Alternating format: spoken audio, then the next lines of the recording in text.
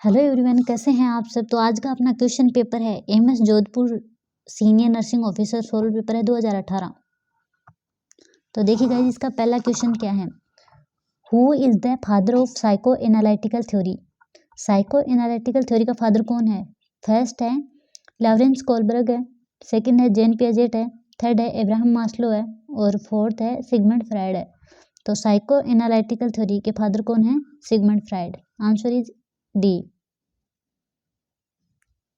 Next question, twitching of facial muscles when the facial nerve is tapped anterior to the earlobe is called। जब भी देखिए, जब भी ear lobe का जो एंटीरियर पार्ट है, जो ईयर ट्रेगस है, उसको टैप करने पर जो मसल्स है उसमें क्या, फेशियल जो मसल्स नर्व होती है ना, उसमें क्या होता है, फेशियल मसल्स में ट्विचिंग देखने को मिलती है। तो मतलब कौन सी नर्व है वो टैप्ड होती है इसके अंदर, ठीक है। फेशियल मसल्स में क्या देखने को, ट्विचिंग देखने को मिलती है। तो ये साइन क्या कहलाएगा, जोस्टेक साइन है, टोसियस साइन है, या फिर होमान साइन है, या फिर ब्रुजिन्स्की साइन है। तो देखिए answer is A, Chvostek sign है, ठीक है।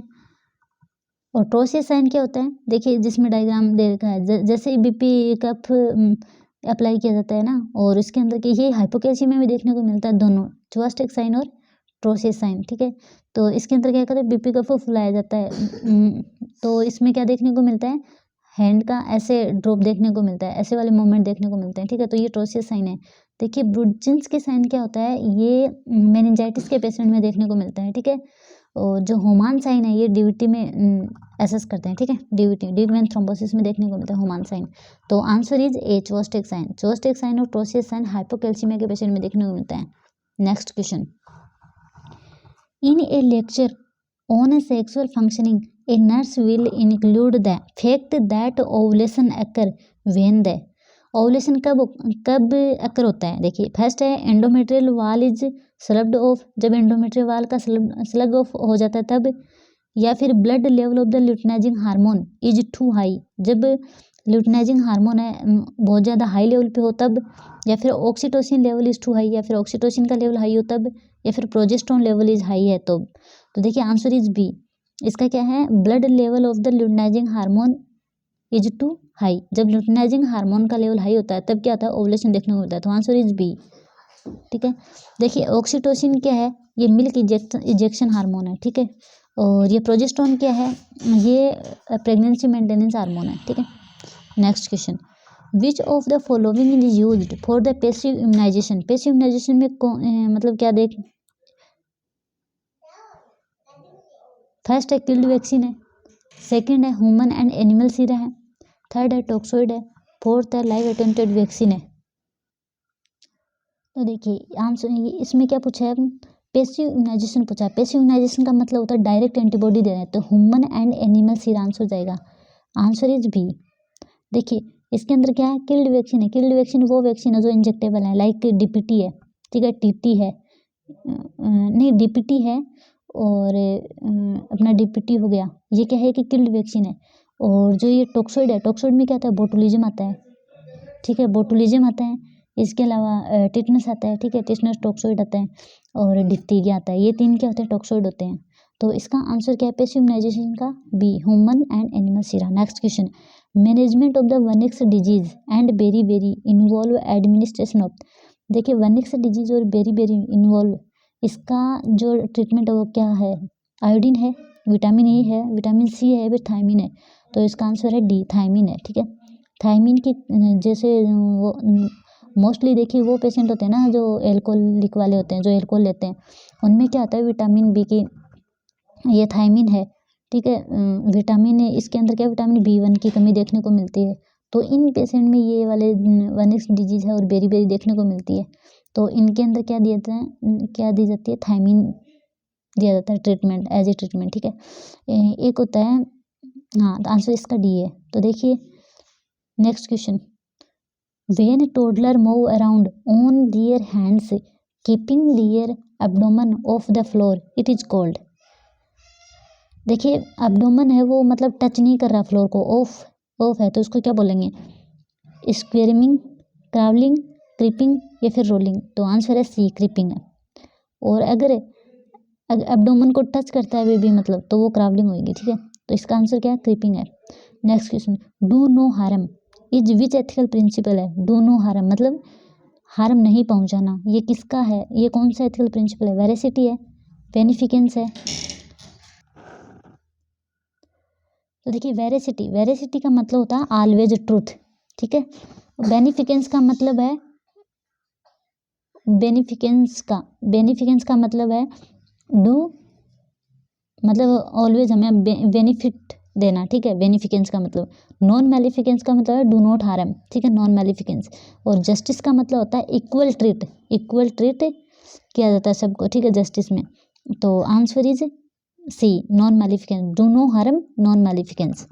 Next question, a nurse receive an order to give a patient two puff of the salmeterol and two puff of the beclomethasone dipropionate by a meter dose inhaler. एक patient है जिसको हम meter dose inhaler के through क्या देते हैं, एक तो साल्मेट्रोल दे रहे हैं और एक बैक्लोमेथासोन डाइप्रोपियोनेट दे रहे हैं। मतलब साल्मेट्रोल क्या ब्रोंकोडाइलेटर है, ठीक है, और ये क्या है, स्टेरॉइड है। बैक्लोमेथासोन डाइप्रोपियोनेट क्या है, ये स्टेरॉइड है। The nurse should administer the medication by, तो ये दोनों मेडिसिन को कैसे देंगे। फर्स्ट है alternating a single puff of each beginning with the salmeterol, मतलब साल्मेट्रोल से स्टार्ट करेंगे और अल्टरनेट देंगे, एक एक सिंगल पफ देंगे दोनों का, ठीक है। सेकंड है giving the beclomethasone first and then the salmeterol, इसने बोला कि पहले है स्टेरॉइड देंगे उसके बाद में ये साल्मेट्रोल ब्रोंकोडाइलेटर देंगे।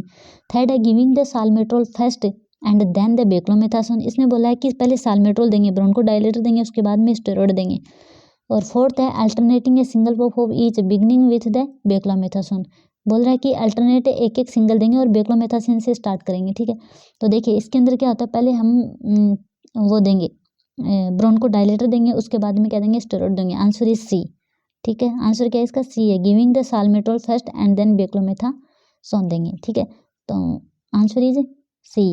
नेक्स्ट देखिए यूजेनिक्स मीन्स क्या है, यूजेनिक्स का क्या मीन है, improvement of genetic environment. Second है जेनेटिक काउंसलिंग है। थर्ड है इम्प्रूवमेंट ऑफ इन्वायरमेंट है, या फिर फोर्थ है जेनेटिक प्रिवेंटिव मेजर है। तो answer is A, improvement of genetic endo environment, ठीक है। तो आंसर इज ए है यूजेनिक्स का मतलब। Next question, parrot like repetition of the word spoken by the another person is known as.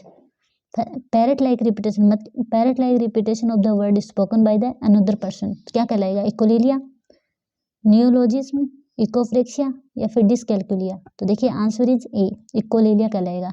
अगर वर्ड को रिपीट कर रहे हैं तो इकोलेलिया, अगर एक्टिविटी को इम्प्रूव मतलब रिपीट कर रहे हैं, किसी दूसरे की नकल कर रहे हैं मतलब एक्टिविटी को, वो इकोफ्लेक्सिया हो जाएगी। नियोलॉजिज्म का मतलब है मतलब न्यू वर्ड क्रिएट करना, ठीक है, नियोलॉजिज्म का मतलब है, ठीक है। डिसकैल्कुलिया का मतलब होता है कैलकुलेशन में डिफिकल्टी होती है, कैलकुलेशन की प्रॉब्लम होती है, डिसकैल्कुलिया, ठीक है। नेक्स्ट क्वेश्चन, तो इसका आंसर क्या है, echolalia, parrot like repetition is echolalia. Next question, how should a nurse assess whether a patient with cirrhosis has asterixis. देखिए लीवर सिरोसिस का पेशेंट होता है, वो लीवर सिरोसिस का मेन कोज एल्कोहलिज्म होता है, देखने को मिलता है, देखिए, ठीक है। तो इसके अंदर एस्टेरेक्सिस देखने को मिलता है, ठीक है। इसके अंदर के एस्टेरिक्स को हम कैसे असेस करेंगे पेशेंट में, ask the patient to extend the arm को एक्सटेंड करवाएंगे पेशेंट से, instruct the patient to lean forward होने के लिए बोलेंगे, आगे की तरफ झुकने के लिए, ठीक है। थर्ड है डोर्सीफ्लेक्स द पेशेंट के फुट को डोर्सीफ्लेक्स करवाएंगे, या फिर मेजर द एब्डोमिनल गर्थ को मेजर करेंगे। तो देखिए एस्टेरिक्स का मतलब होता है flapping tremor of the hand होता है, ठीक है। हैंड का क्या होता है, फ्लैपिंग ट्रेमर्स होता है, ऐसे देखने को मिलता है। जैसे ही हम उनके हैंड को क्या करवाएंगे, एक्सटेंड करवाएंगे, तो क्या होगा, फ्लैपिंग ट्रेमर्स देखने को मिलते हैं, ठीक है। तो आंसर इज ए, एस्टेरिक्स को हम लीवर सिरोसिस के पेशेंट में ऐसे असेस करेंगे, ask the patient to extend the arms, ठीक है। तो इसके अंदर देखिए कुछ इसकी क्या दे रखी है, सीवियरिटी वाइज दे रखा है। देखिए मिनिमल होगा एस्टेरिक्स तो क्या होगा, ओनली फिंगर जॉइंट अफेक्टेड होगा, ठीक है, तो वो क्या है, मिनिमल है। अगर माइल्ड है तो क्या होगा, फिंगर अफेक्टेड होगी, slight movement of the wrist and ankle होगा। फिंगर तो अफेक्टेड क्या मिनिमल में ही थी, तो इसके अंदर क्या ऐड हो गया, slight movement of wrist and ankle हो गया, ठीक है, माइल्ड हो गया। मॉडरेट के अंदर क्या फिंगर अफेक्टेड है और substantial movement of the wrist and ankle है, लेकिन प्रोक्सिमल जॉइंट स्लाइटली अफेक्टेड है। प्रोक्सिमल जॉइंट भी क्या हो जाते हैं, स्लाइटली अफेक्टेड हो जाते हैं, ठीक है। और सीवियर में क्या होता है, मॉडरेट एस्टेरिक्स तो हाई है, विथ में साथ में क्या हो गया, substantial movement of the face और प्रोक्सिमल एक्सट्रीमिटीज़ है, ठीक है। इसके अंदर क्या है, प्रॉक्सिमल एक्सट्रीमिटीज़ और फेस इन्वॉल्व हो गए सीवियर में, ठीक है। तो देखिए आप ऐसे याद रख सकते हैं, मिनिमल में ओनली फिंगर जॉइंट है, माइल्ड में क्या है, रिस्ट और एंकल का भी स्लाइटली मूवमेंट होने शुरू हो जाता है, ठीक है। मॉडरेट के अंदर क्या है, प्रॉक्सिमल जो जॉइंट है वो भी अफेक्ट हो जाते हैं स्लाइटली, ठीक है। और सीवियर में क्या है, फेस और प्रॉक्सिमल एक्सट्रीमिटीज भी इन्वॉल्व हो जाती है। Next question, which of the following immunoglobulin will be the increase in a person with an allergy. Allergy वाले पर्सन जो होते हैं उनमें कौन सी इम्यूनोग्लोबुलिन का लेवल बढ़ावा देखने को मिलता है। इम्यूनोग्लोबुलिन ई है, इम्यूनोग्लोबुलिन जी है, इम्यूनोग्लोबुलिन एम है या फिर इम्यूनोग्लोबुलिन ए है। तो आंसर इज इम्यूनोग्लोबुलिन ए है, ठीक है। इम्यूनोग्लोबुलिन ई देखने को मिलते हैं। देखिए इम्यूनोग्लोबुलिन ई है, एलर्जी में देखने को मिलते हैं। इम्यूनोग्लोबुलिन जी है, ये क्या प्लेसेंटा को भी क्रॉस कर सकती है। इम्यूनोग्लोबुलिन जी है, प्लेसेंटा को क्रॉस कर जाती है, ठीक है। और जो इम्यूनोग्लोबुलिन एम है, ये क्या है, ये देखिए पेंटामर साइज की होती है, मैक्रो होती है, सबसे बड़ी होती है, लार्ज होती है।